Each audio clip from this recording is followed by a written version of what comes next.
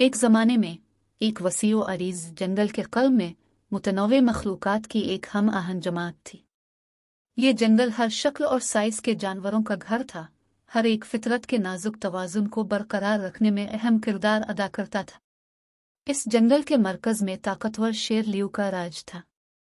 अपनी सुनहरी ईयल और छेदने वाली निगाहों के साथ लियू न सिर्फ जंगल का सबसे बड़ा और मजबूत जानवर था, बल्कि इसका गैर मुतनाज़ा बादशाह भी था। इसकी धार दरख्तों में गूंजती हुई सुनी जा सकती थी, जो उसे सुनने वालों में खौफ और एहतराम दोनों पैदा करती थी। लियू की हुक्मरानी में जंगल परवान चढ़ा। जानवर अमन और हम आहंगी के साथ रहते थे, अपनी बरादरी की बका को यकीनी बनाने के लिए मिलकर काम करते थे। मैदानों में घूमने वाले शानदार हाथियों से लेकर दरख्तों में झूमने वाले चुस्त बंदरों तक हर मखलूक को अपना किरदार अदा करना था।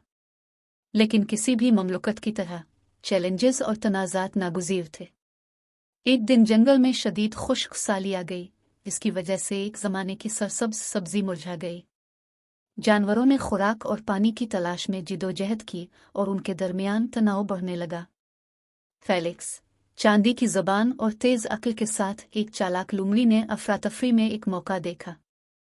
इसने लियू के अपने गुरूर से नाराज़ शेरों के एक ग्रुप समेत कुछ दूसरे जानवरों से राब्ता किया और बादशाह को माजूल करने का मंसूबा पेश किया।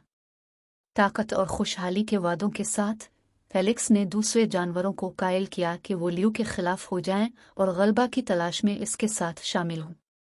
उन्होंने मिलकर एक इतिहाद कायम किया, जिसे जंगल के इतिहाद के नाम से जाना जाता है, जिसने सही बादशाह से कंट्रोल छीनने का अज़्म किया। लियू अपनी रियाया के दरमियान बढ़ते हुए इख्तिलाफ से बेखबर ताकत और वकार के साथ अपने फ़ख्र की क़ियादत करता रहा। लेकिन जैसे जैसे दिन गुजर रहे थे, वो हुआ में तब्दीली महसूस कर सकता था। वो जहाँ भी जाता था, सरगोशियों वाली गुफ्तगू और धीमी निगाहों ने इसका इस्तकबाल किया और वो जानता था कि कुछ गड़बड़ है। एक रात जब लियू अपने इलाके की सरहदों पर गश्त कर रहा था, इस पर फेलिक्स की क़ियादत में जानवरों के एक ग्रुप ने घात लगाकर हमला किया।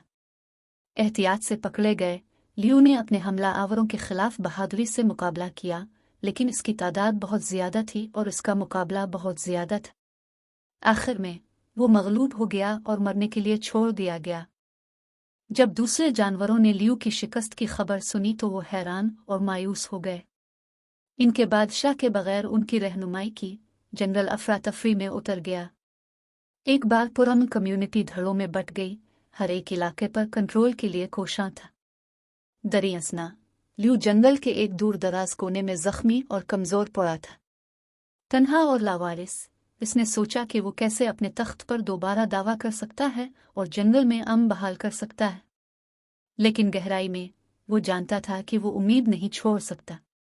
बस जब सब कुछ खो गया, लियू को एक गैर मुतवक्के मेहमान मिला। ये ओलिविया था, अक्लमंद बूढ़ा अलूफ जिसने कई सालों तक लियू के मुशीर के तौर पर काम किया। अपनी गहरी बसीरत और कदीम हिकमत के साथ ओलिविया ने लियू को उम्मीद की किरण पेश की। लियू और ओलिविया ने मिलकर जंगल के जानवरों को मुत्तहिद करने और इत्तेहाद की जालिम हुक्मरानी का तख्ता उलटने का मंसूबा बनाया। वो दीगर मखलूक़ात तक पहुँच गए, इनके इत्तेहाद और मुश्तरका मकसद के एहसास की अपील की। धीरे धीरे लेकिन यकीनी तौर पर लहर का रुख मोड़ने लगा। लियू की हिम्मत और अज़्म से मुतासिर होकर जानवरों ने अपने इख्तिलाफ़ात को एक तरफ रखते हुए और अपने मुश्तरका दुश्मन के खिलाफ एक साथ खड़े होकर इसके मकसद के लिए रैली निकाली। एक मौसमी झड़प में लियू और उसके नए इत्तेहादियों ने जंगल पर काबू पाने के लिए एक शदीद जंग में फेलिक्स और इत्तेहाद का सामना किया।